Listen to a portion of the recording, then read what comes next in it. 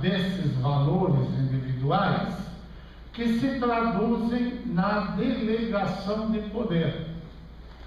Eu sei que eu sou egoísta, mas eu preciso do meu semelhante, então eu vou delegar a um terceiro competência, poder, para que, no momento que eu titubear quanto ao meu sentimento de justiça, esse terceiro, que representa um poder delegado por mim, possa dizer quem tem razão, se sou eu ou se é o meu semelhante. Então aí nós temos a norma jurídica, a norma de conduta e a norma geral, que pode vigorar até dentro de um lar como para um país. Bom, por que eu estou dizendo tudo isso? Eu estou dizendo tudo isso pelo seguinte: nós tivemos um processo eleitoral no estado de São Paulo, onde, por vontade democrática de todos os membros da maçonaria do Grande Oriente de São Paulo, foram eleitos dois irmãos, um para o cargo de grão-mestre e outro para o cargo de grão-mestre adjunto.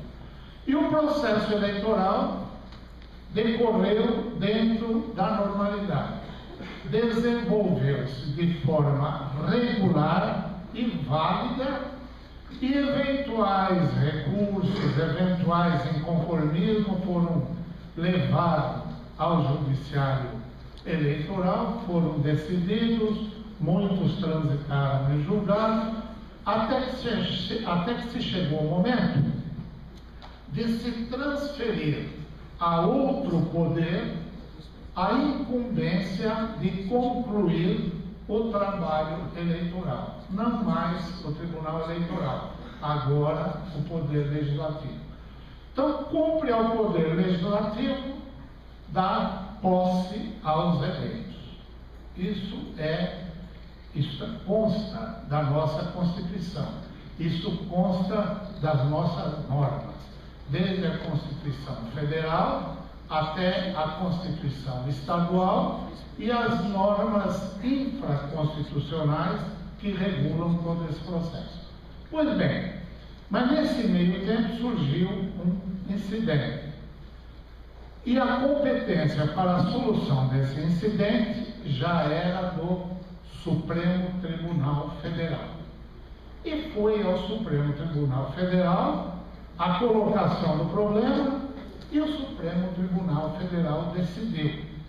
E nós recebemos um ofício, e tudo isso que eu digo aos irmãos, eu digo na condição de vice-presidente do Tribunal de Justiça Maçônico Eleitoral, atuando pela ausência do presidente na forma regimental.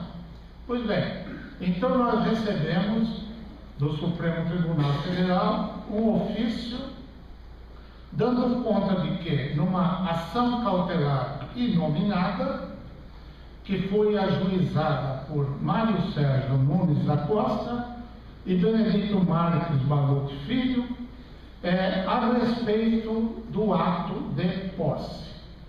O que se discutiu não vem ao caso. Vem ao caso o que se decidiu. A verdade é que houve uma decisão do ministro Dorival Lourenço da Cunha, confirmada há mais ou menos uma hora atrás, via telefone, contato feito pelo eminente presidente do Tribunal Eleitoral, dizendo que é esta a decisão dele e que esta decisão tem que ser cumprida.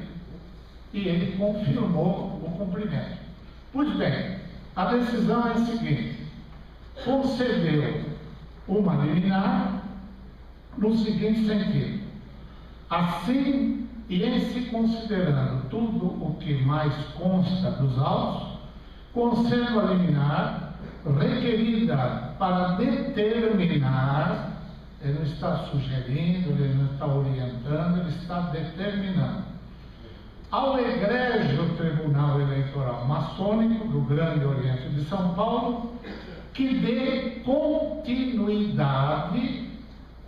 não determinou que desse posse, que desse continuidade ao processo eleitoral noticiado nos autos, com a imediata proclamação do resultado do pleito e a diplomação dos eleitos, tudo de forma a permitir, essa palavra, esse verbo é importante, a permitir. Há um processo eleitoral com começo, meio e fim, e ele tem que chegar ao final.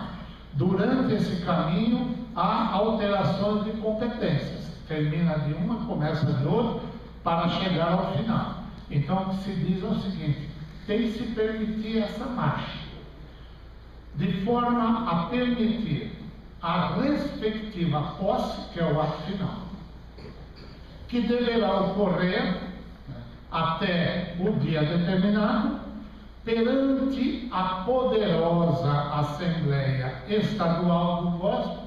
Portanto, o ato final foi remetido à competência do Poder Legislativo por força de lei, poder esse que não pode, em hipótese alguma, deixar de cumprir aquilo que está determinado.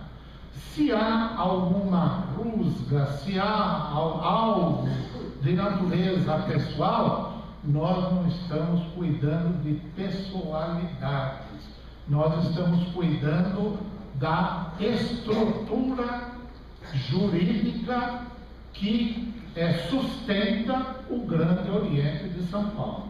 Pois bem, perante a Assembleia Legislativa, nos termos da Constituição do Grande Oriente de São Paulo. Prestem bem atenção, acabou a competência do Supremo Tribunal Federal. Por quê? Porque há uma federatividade, há o Grande Oriente de São Paulo que tem a sua Constituição. E a Constituição do Grande Oriente de São Paulo não pode ser contrária dentro das normas gerais da Constituição Federal. Mas a Constituição Federal não pode dispor sobre situações particulares do Estado de São Paulo, porque essas situações estão reservadas para a Constituição Estadual. É a hierarquia das normas. E, evidentemente, o ministro não poderia dizer: não, por nossa decisão está sendo empossado fulano, ciclano, beltrano. Diz: precisa cumprir a lei. Esse processo eleitoral tem que chegar ao seu final.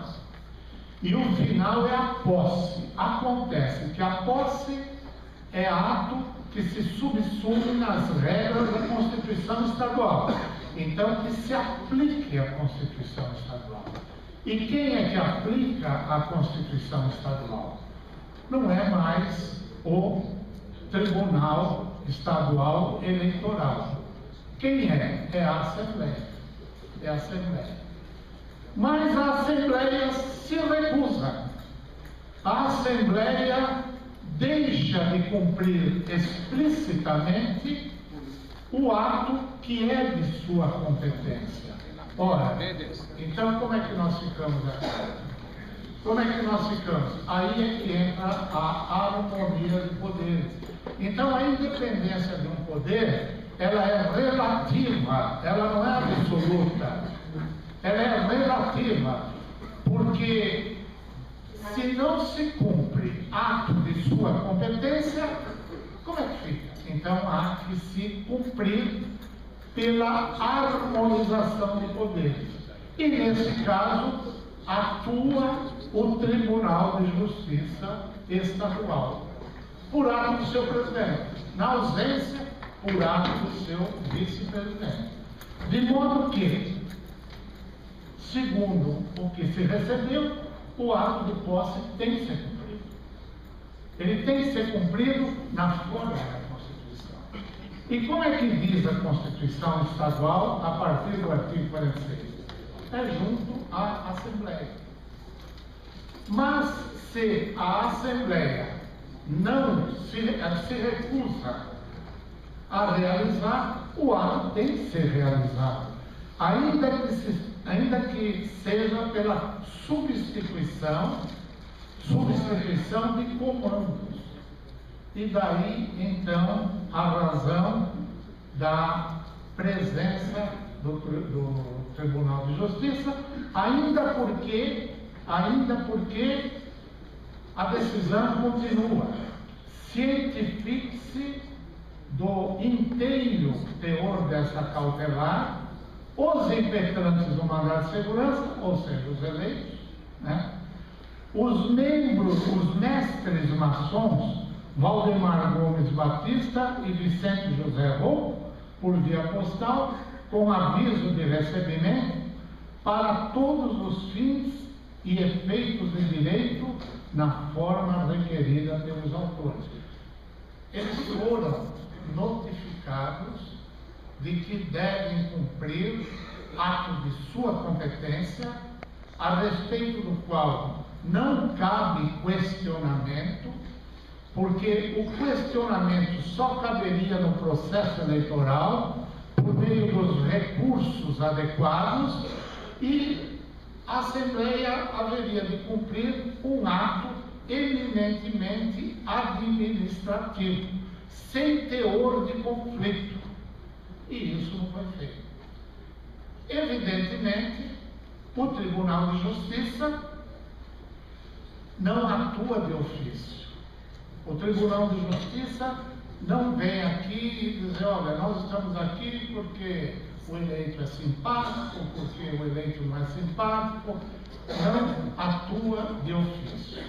Mas há um preceito legal dentro da estrutura dos tribunais, de modo geral, isso em todo o Brasil, é que no momento em que uma decisão judicial não é cumprida, além da desobediência, que vale para os não membros do judiciário, vale pelos terceiros, para os membros do judiciário, a decisão não cumprida é objeto de uma medida denominada reclamação. Então, a reclamação é o meio, é o instrumento adequado para se informar a autoridade que determinou que não está sendo cumprido o ato dessa autoridade.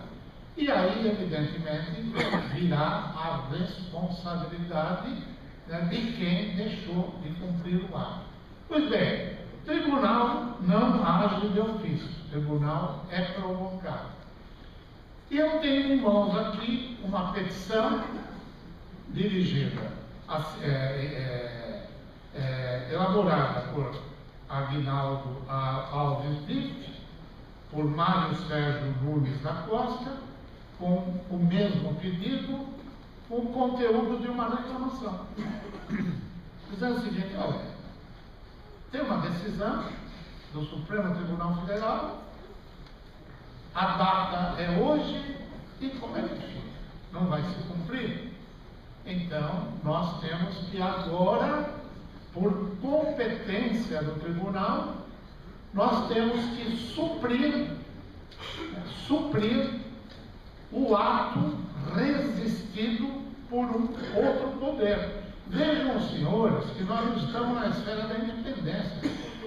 Nós estamos na esfera da harmonização dos poderes, sem o que não teria o menor sentido toda essa estrutura hierárquica, jurídica, social, maçônica, não teria o menor sentido. Esse é um absurdo. Não estou dizendo pessoalmente, estou dizendo como alguém que se preocupa com a justiça. Justiça no sentido de sentimento daquilo que é universal. Ora, se eu, como maçom, não tenho esse sentimento dentro da maçonaria, então, minha gente, o que nós vamos fazer da vida? Né?